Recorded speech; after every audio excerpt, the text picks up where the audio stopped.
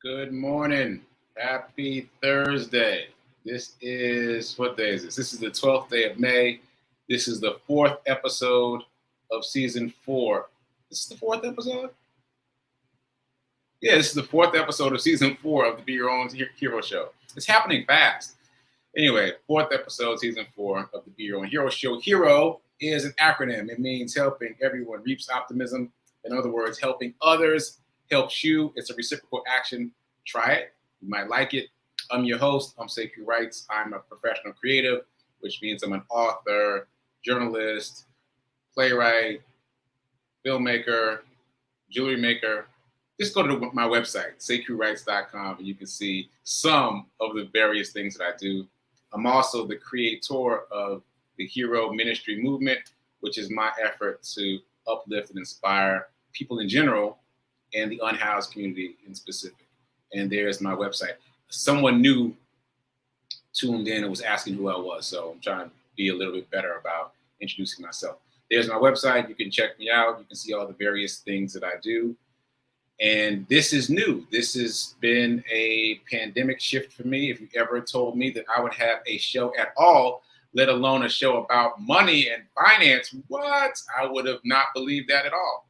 Anyway, shout out to New Thought Media Network for allowing me to have this space and this platform to talk about my journey of becoming my own financial hero. If this show feeds you in any way, please like, please comment, please share, please donate. And remember, I'm not a personal trainer, nor am I a financial advisor. I'm simply sharing with you my journey in hopes that it helps you as it helps me.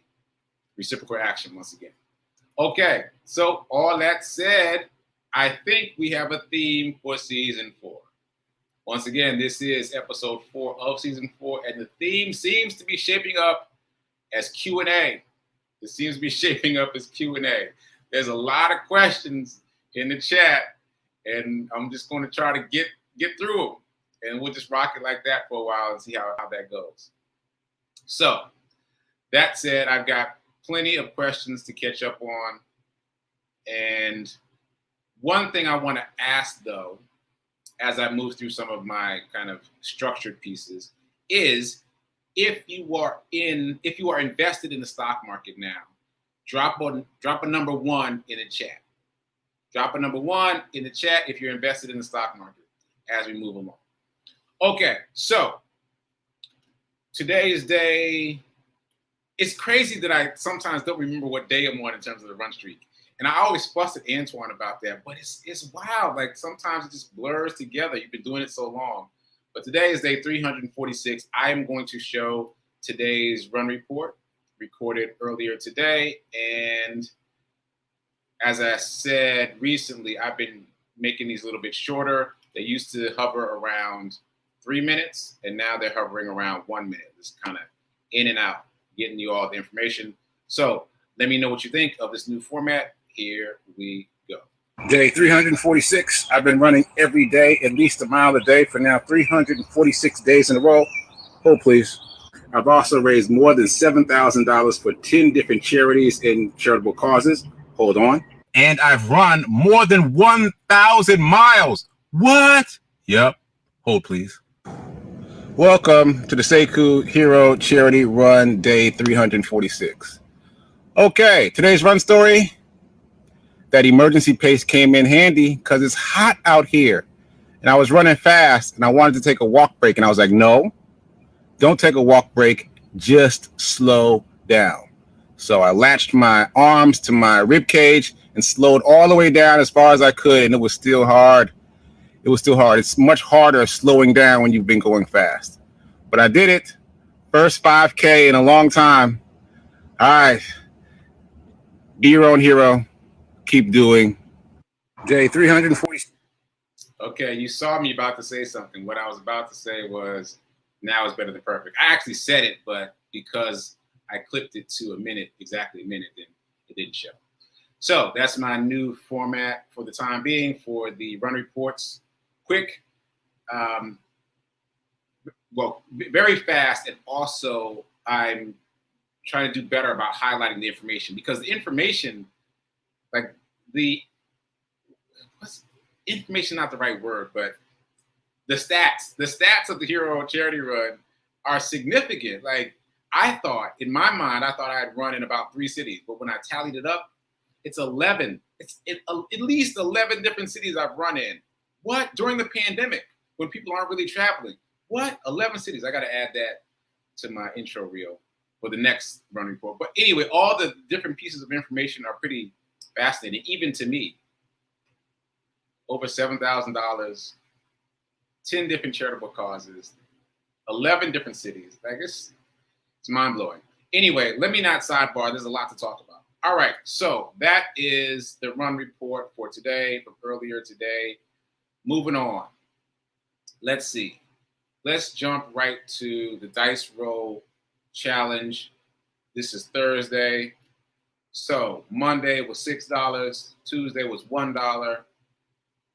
Wait a minute. Monday, Tuesday. Yeah, Wednesday was $4. And today, where's my dice? Here we go. Today is 4. Another 4. So 6, 1, 4, and 4. Today's number is 4. You're going to move that amount of money, $4 out of circulation, to be used for investing. And I asked yesterday who's doing it and who isn't doing it. So we're going to circle back to that in a minute. Moving on. Morning Zen. So yesterday I mentioned a book. Honestly, I can't remember if it was yesterday or the day before, but I mentioned a book recently, and I wanted to give you the exact title. So let me just give you the exact title. How to Solve All Your Money Problems Forever. That's a great title, right? How to Solve All Your Money Problems Forever. This is by Victor Bach. Victor, B-O-C. I don't know if you can, yeah, you can kind of see that. How to Solve All Your Money Problems Forever. Okay, so I was reading that again this morning, and the funny thing was, when I started reading this morning for my morning practice, the next paragraph I read was about genies in a bottle. So those of you that are watching Rev Mel's show, in addition to mine, you know that she was just talking about genies yesterday. Synchronicity. So just to bring it full circle quickly,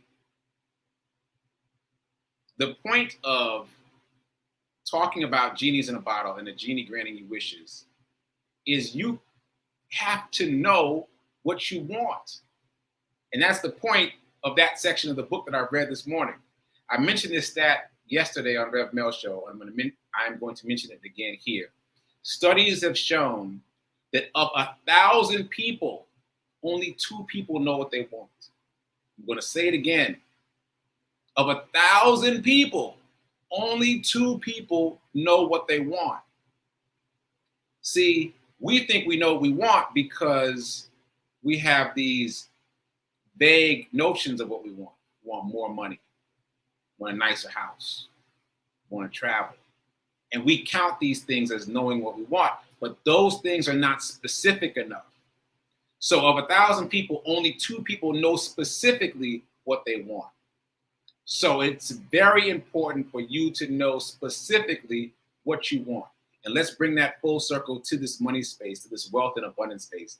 You've got to know what you want in terms of money. Don't just say you want more money. That ain't it. You got to be specific about it. So that's getting me into what I want to talk about today. So let me not jump ahead.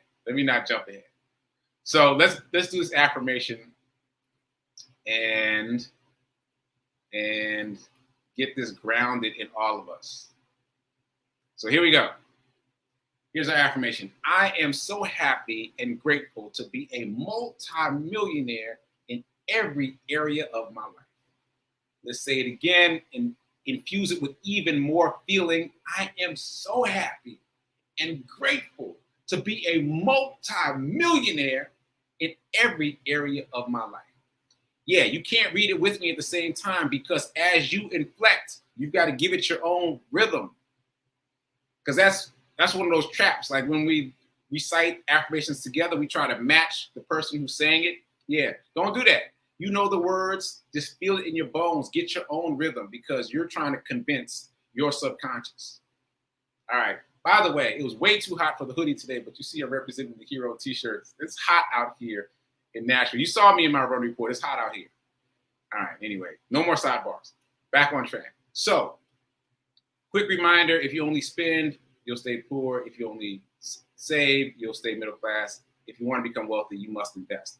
That's the theme. You must invest. All right, now we're caught up. All right, that's all the basic stuff. I gave myself plenty of elbow room to talk about some of the things that are in the chat. But first, I want to go back to what I mentioned yesterday. Yesterday, I mentioned a book called, what's the name of the book? I want to get it exactly right. Baby Steps, Millionaires. You see that? Dave Ramsey, Baby Steps, Millionaires. That's him on the cover. Baby Steps, Millionaires. The idea being that you can take these baby steps to become a millionaire. And there's lots of examples from the book of people who have become millionaires. My challenge with the book, like, I don't doubt at all that it works. The baby steps that he has outlined, I can see clearly how they would work. However, I'm an artist. They don't work for me.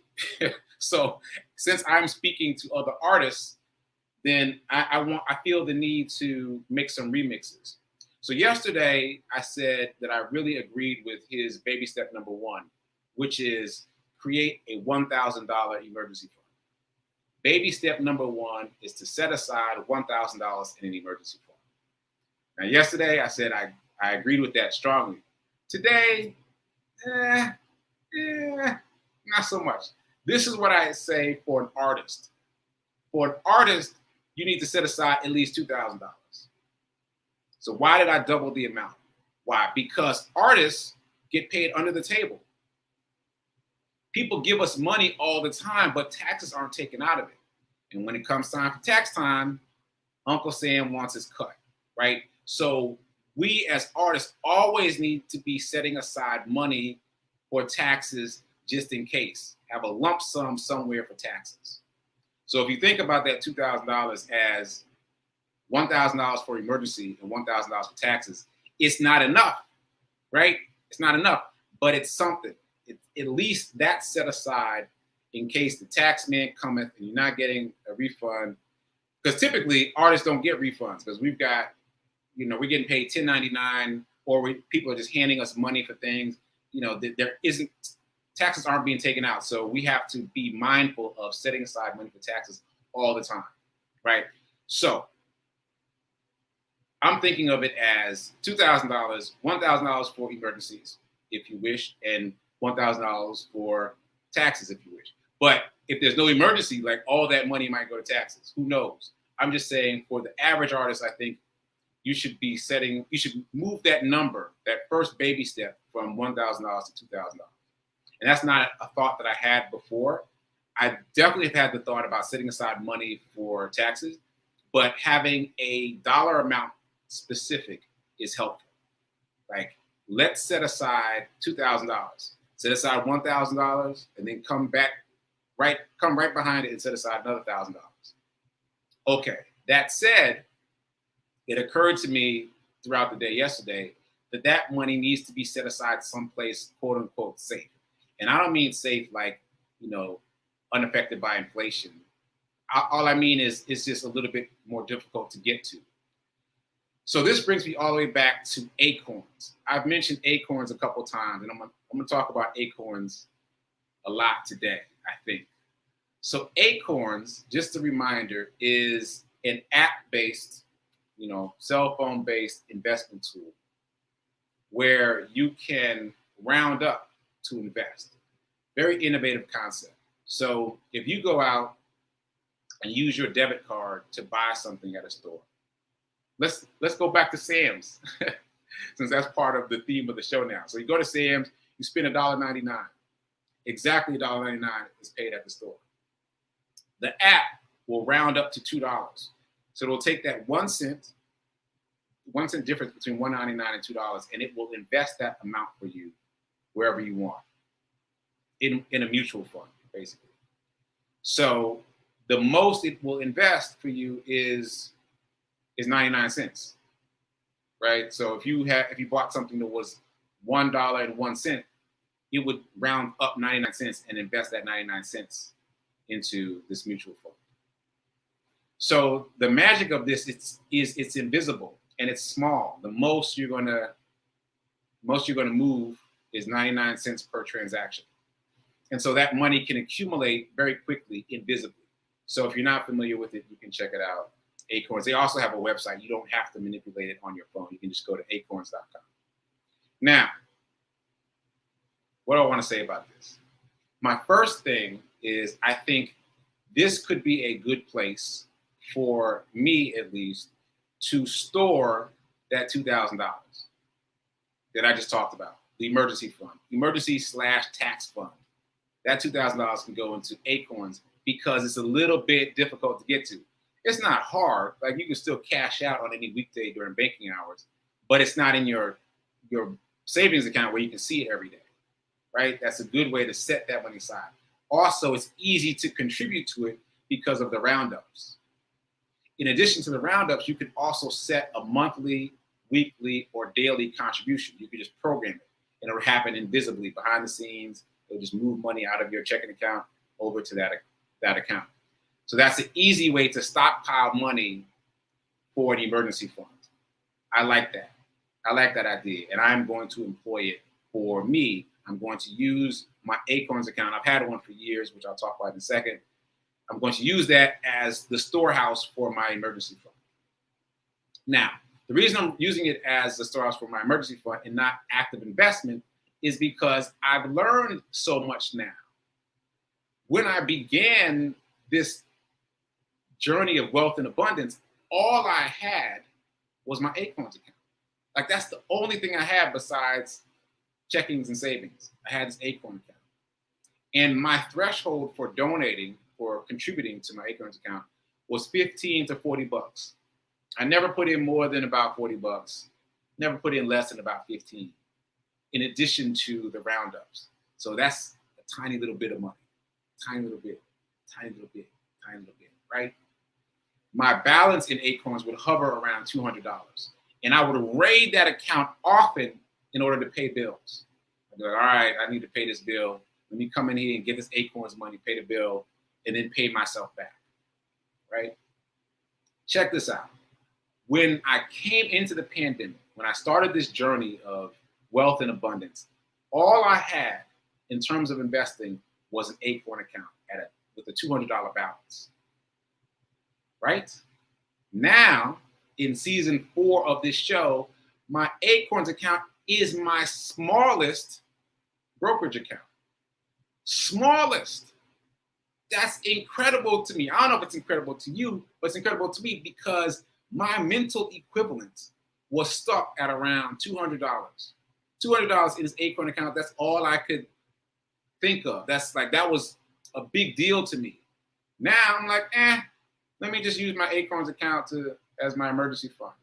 It's the smallest account I have. That comes down to mindset. And the reason I want to talk about that is because I got a bunch of comments yesterday and the day before that imply some of you are where I was. Like, some of you are kind of nickel and dime and putting a little bit of money in, and I'm not knocking it, clearly, because that's what I was doing.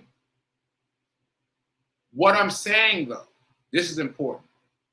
What I've learned in these 4 seasons of doing this show, I've learned 2 things that are critical. Number 1, you can't take the money out. Now, I just told you, I used to raid my Acorns account all the time. But I've learned you can't take the money out. This is the analogy that I use for me. I think of it like building a house. So you're building a house, you buy a vacant lot, like you build the basement, and you put in the wiring and the plumbing, and you're doing all that, and you're like, wait, I got this bill over here. I can't finish this house right now. Let me take this house down and then go pay this bill. But I'll pay myself back. I'll rebuild the house later. So when you do that, you come back to the vacant lot and somebody has come along and torn everything down. The plumbing, the electricity, the basement that you dug out, all of it's gone. There's nothing there but a vacant lot, and the vacant lot costs more than what you paid for it the first time. That's what I use to shock myself into not taking the money out. Once the money is in the stock market, it's got to stay. It builds upon itself. Every time you take it out, you have to start from zero. So that's number one. Don't raid the kitty. Don't raid the kitty, right? Learn from my mistake. Number two, this is equally important. You got to go hard. You got to go hard. Like I just told you, my threshold was 15 to 40 bucks. That's not going to make a difference. That's not going to make a difference. It's not enough money to make a difference. So let me highlight that by reminding you of a couple examples. So Wall Street Trapper, he sets aside 50% of what comes in the door. 50% goes into the stock market. 50, half. And that's on the low end. The next one is Shaq. He's taking 75% of what comes in the door and putting that in the stock market. 75%. And the third one is Anthony O'Neill. He's putting 90% into the stock market. You understand? So this is important. It is not going to feel comfortable if you're doing it right. It ain't gonna feel comfortable. I know I felt real comfortable with my little $15 to $40. Yeah, put a little in, a little this, a little that. It felt comfortable. No, if you really want to change your financial landscape, it's going to feel uncomfortable. It's not going to be convenient. You got to push yourself to put more money into the stock market, which brings us back to where to put it. Like you got to know where to put it, which brings us back to my analogy about the Sam's Club and the stock market. Like, yeah, there's dangerous things in Sam's, just like there's dangerous things in the stock market. You got to know how to shop in Sam's, just like you got to know how to shop in the stock market. You've got to educate yourself. And if this little half-hour show is your education, this ain't enough. This ain't enough. You got to go beyond me and really educate yourself and learn more about how to shop in the stock market so that you know where to put your money. But I just want to remind you of the two important things that I learned. Number one, you can't raid the kitty. Once it's in there, it's got to stay in there. Otherwise, you're starting all over from scratch. You're not going to change your life. And if you don't want to change your life, then raid the kitty all you want. But if you want to change your financial life, once it's in there, it stays in there. Rule number one. Rule number two, you gotta throw weight into it. You gotta put some real money into it. I just gave you three examples: 50%, 75%, and 90%. Like that's a lot for any of us, right? And maybe we can't get there yet, but you gotta do more than 15 to 40 bucks, which was my previous range. You gotta put some real weight in it. And because I started putting some real weight into it, now my Acorns is my smallest brokerage account. Okay, one more thing about this before I move on to something else. This was critical. This was critical in changing my mindset around investing. This was critical in creating the process by which now my Acorns account, which was my biggest and only account, is now my smallest, right? This is critical. Stop thinking about the dollar amount. That's what I was doing. I was thinking, all right, $15, $30, $40. Stop thinking about the dollar amount and start thinking about the number one. The number one. How many shares can I get? I need one share of something. Don't think about how much it costs. Think about I need one share. So what I was doing was programming myself to put X amount of money in. And what I found, here's my alarm. What I found is that it's much more beneficial to think about shares, to set a goal of shares versus money. So if you put a little bit of money in here, a little bit of money there, don't think about doing that. Start thinking about what share am I trying to get right now? What is my goal? Like, for example, I want to buy a share of the S&P 500. For that, there's two ticker symbols that I'm aware of. There's probably more. There's VOO, once again, VOO, and also SPY. If somebody's got their hands free, you can put that in the chat. SPY, like spy, and VOO. Now, it's the same thing. It's offered by two different companies. One is offered by Standard & Poor's, and the other is offered by Vanguard. But they're both index funds for the S&P 500, right? And one is a little bit less. The Vanguard one is a little bit less than the S&P, the Standard & Poor's version. Doesn't matter. It's the same thing. But set that as a goal. I'm going to get one share of the S&P 500. Set that as a goal and see how that shapes your ordering of your investment moves. It's going to shape. It's going to shape. It's going to shift it. I'm trying to say shift and shape at the same time. It's going to shift and shape how you invest. I promise you. I promise you, because that's what happened for me. Once I started thinking about shares and I stopped thinking about money, like the money part will start to fade back a little bit in favor of the number of shares. All right. Now I've already talked too long and said too many things, and now I got to play catch up on these questions. So I'm not even gonna look at the chat. I'm not even gonna look because I gotta catch up on the previous questions. Okay, let me find my notes. Let's see. So, okay, Hero Nation, let's go. Let's go. I'm trying to choose wisely now. All right, so Nan was asking about what to do with each portfolio. Let's start there. First of all, I don't know. Like I am discovering this as we move forward, right? But I will say this, knowing what I know now, if I had to do it all over again, I would have quickly opened multiple accounts. Make sure that when you're opening it, you call it an account. Because I called TD Ameritrade and I said, I want to open a new portfolio. And I was trying to sound like I knew what I was doing too, right? I'd like to open a new portfolio, please. And they were like, we don't know what that is. It's not called a portfolio. We call it a portfolio amongst ourselves. Investors call it a portfolio. I need to check my portfolio. But when you call TD Ameritrade, you need to say, I'd like to open another account, FYI. Anyway, if I had to do it all over again, I would open multiple accounts simultaneously. You do not need a minimum amount to open an account. And I think Gladys was asking about that. There's no minimum to open an account. Just open one. Open multiple accounts. And then as you move along, you can decide what to do with each of those portfolios, what to do with each of those accounts. You decide. So again, if I had to do it all over again, I would start with index funds. My first account, my first portfolio would be strictly index funds. Index funds like the S&P 500, like the Dow, like the NASDAQ, big, juicy index funds.